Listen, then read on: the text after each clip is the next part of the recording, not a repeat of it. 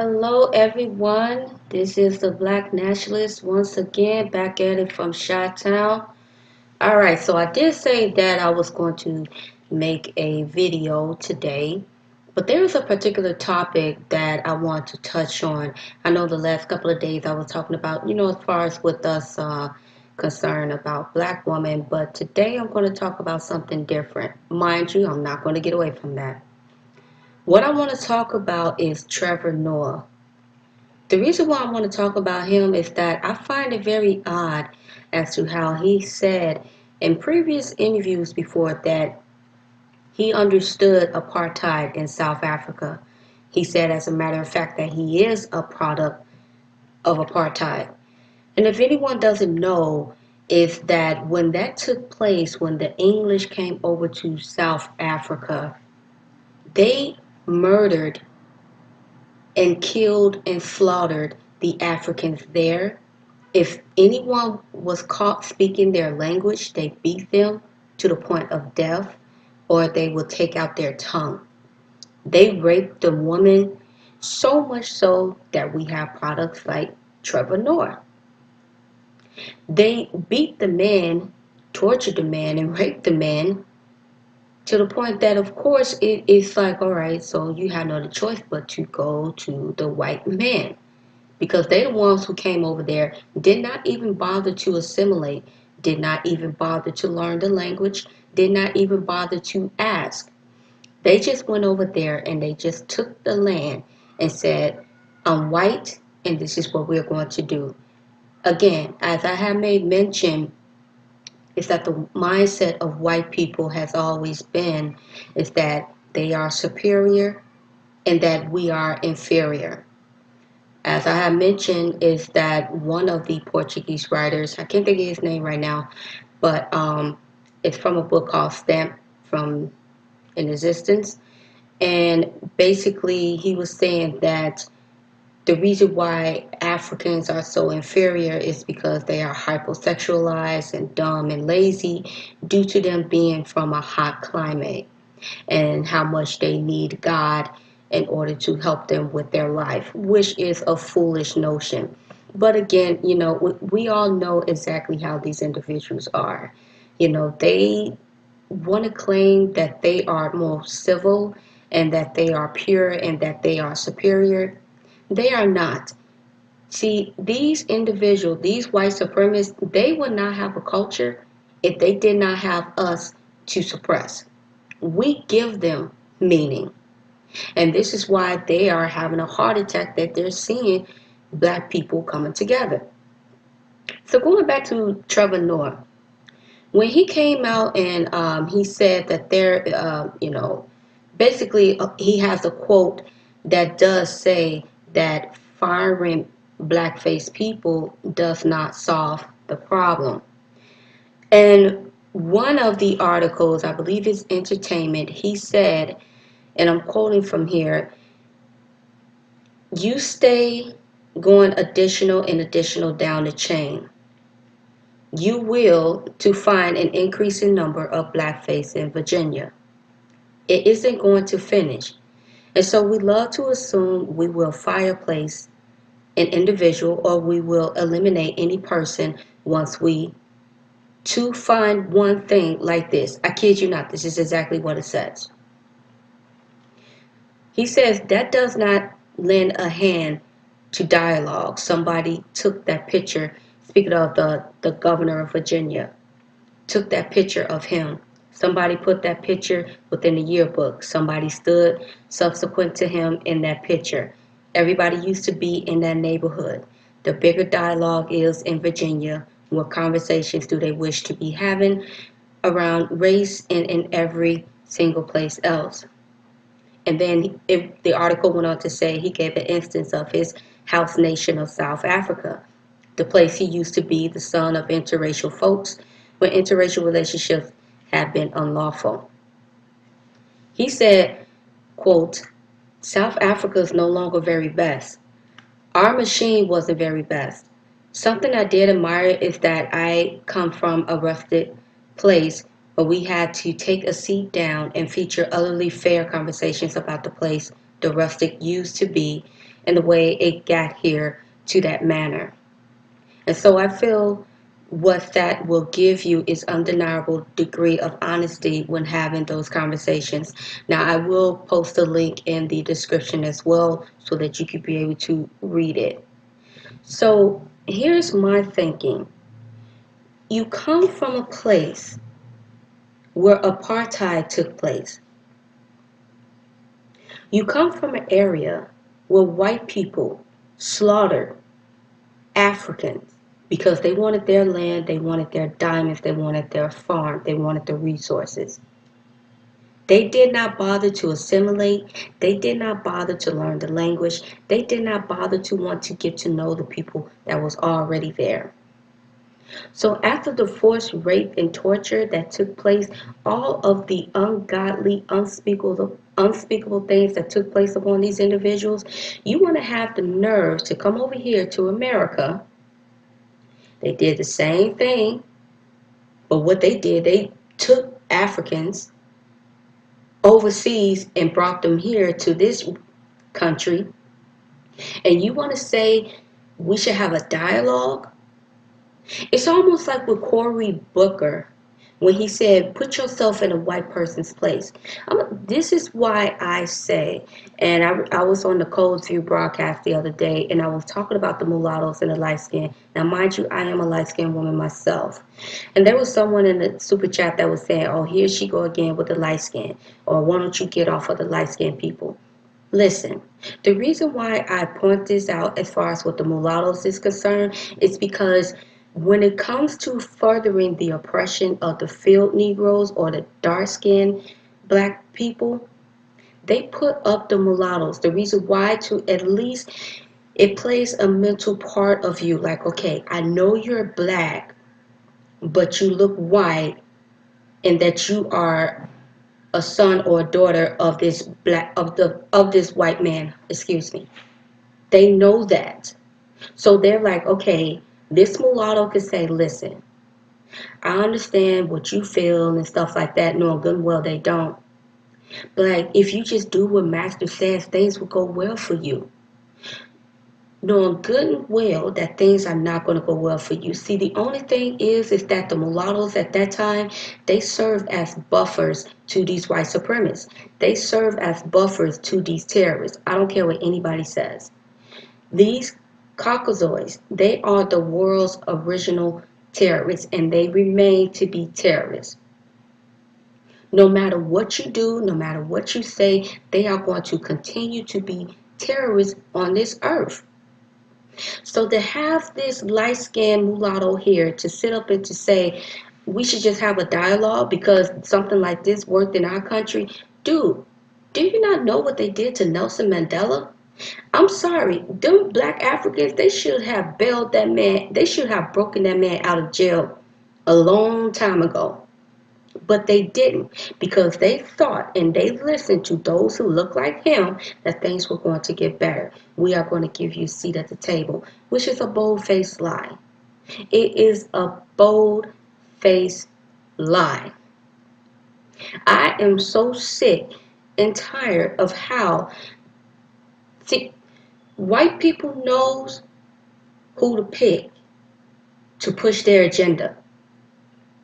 White people know that if I could get this person who could resemble a people of color, meaning resemble those of other groups, because you have the Hispanic, I'm sorry, you have the Latinos and things of that nature. Some of them, they are tan due to slavery. But we all know exactly how they feel about their blackness. They will put that down and be like, oh, I'm Dominican, but you just as black as an ace of spades. We truly have a self-hatred amongst ourselves. And what I would like for black people, the American descendants of slaves, the black American descendants of slaves, is that I want them to be able to look past what these people are doing by putting these so-called light-skinned mulattoes up. You have to realize, why is it that they won't put a dark-skinned person on a pedestal? Why they don't do that? Because you have to think about it. Dark skinned individuals, black men, black women, this is how the original people looked. This is how we looked. There's a book that I was reading, and it was basically saying that when people migrated out of Africa thousands, tens of thousands of years ago, and when they traveled to Europe, their skin complexion adjusted to the climate. White people's skin, it is the whiteness, it is a mutation. It is.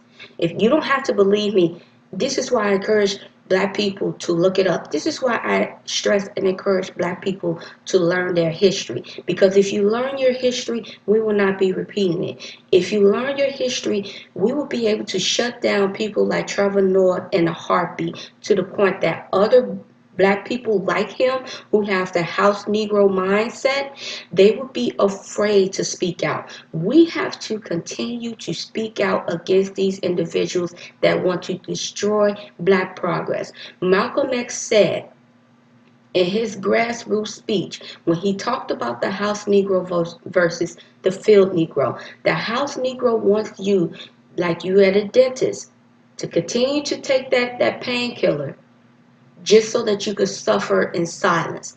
That's it. They want us to continue to suffer, but to shut up and suffer.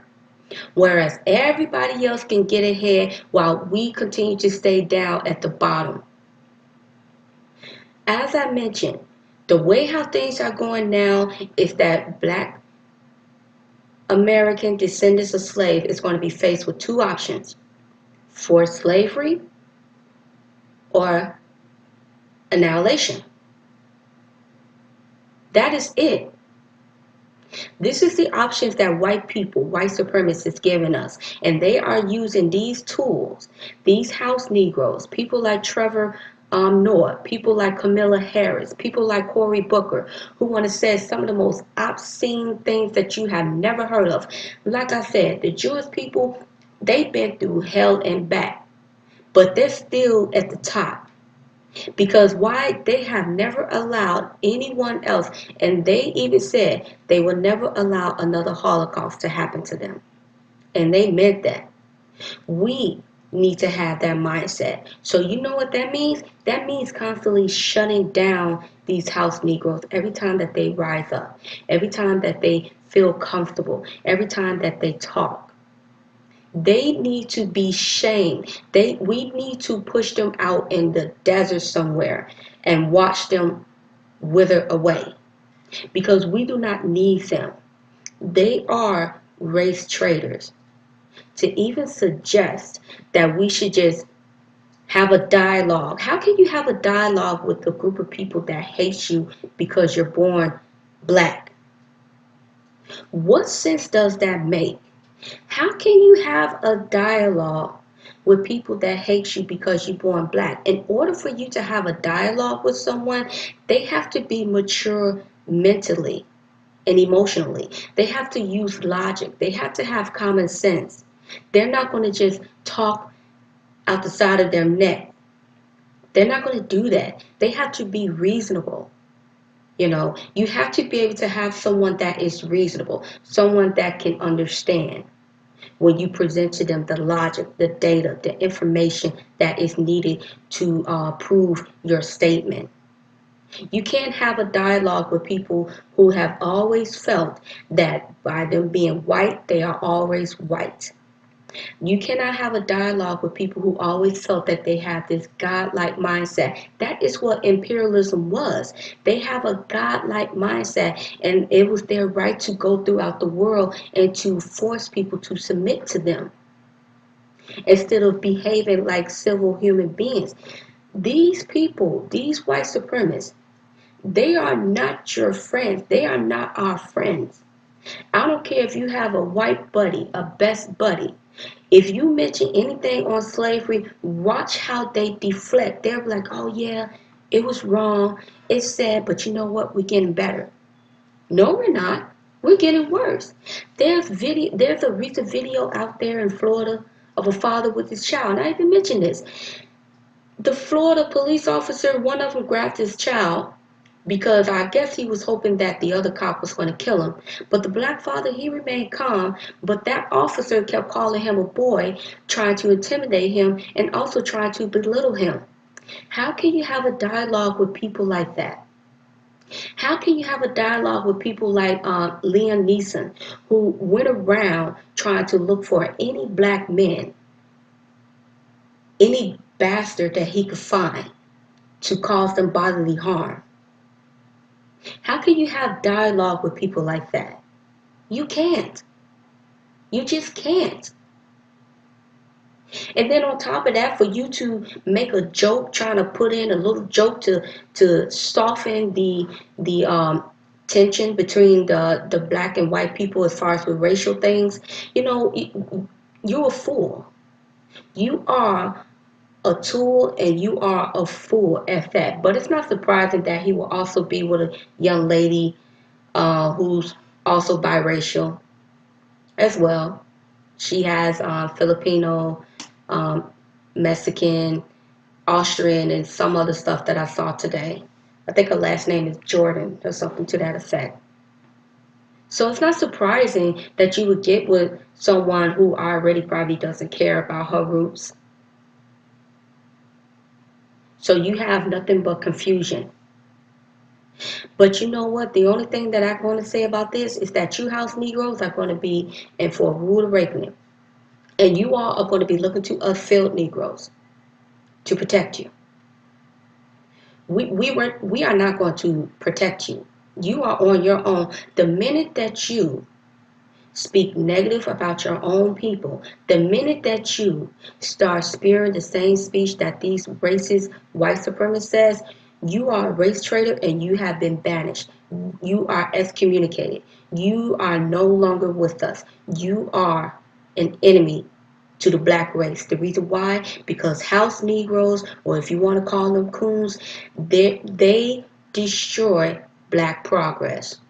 Right now, in 2019, we are trying to progress at the fullest. And we are seeing too many of you house Negroes who are products of hate that want to come out and tell us field Negroes to be quiet. That's okay. Things is going to be okay. We as black American descendant of slaves, we are sick and tired of fighting for other groups to push their agenda. No, we are going to push our own agenda. And if you do not like that, be prepared to be ran over. Just be prepared for that. So this is just a little something that I wanted to talk about because I was a little irritated when I saw that. I'm going to be talking about hopefully maybe tomorrow, but if not, because I will be at the gym. But I will be talking about the situation with Jennifer Lopez and representing Motown, um, which was slanderous. It was very slanderous. And then how Smokey Robinson was calling people who talked about her stupid. It's like, you know what? You old civil rights, please just roll over and start pushing daisies.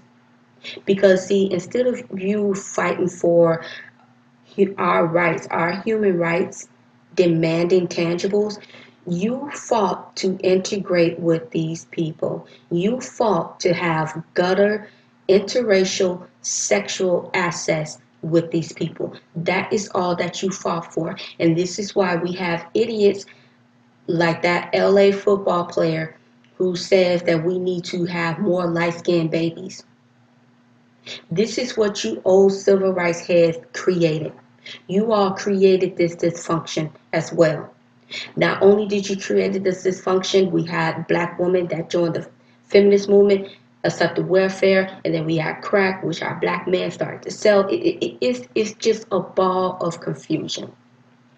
And if you cannot understand the history behind this, we are going to continue to repeat this history. So more is to come, and I hope everyone appreciate this.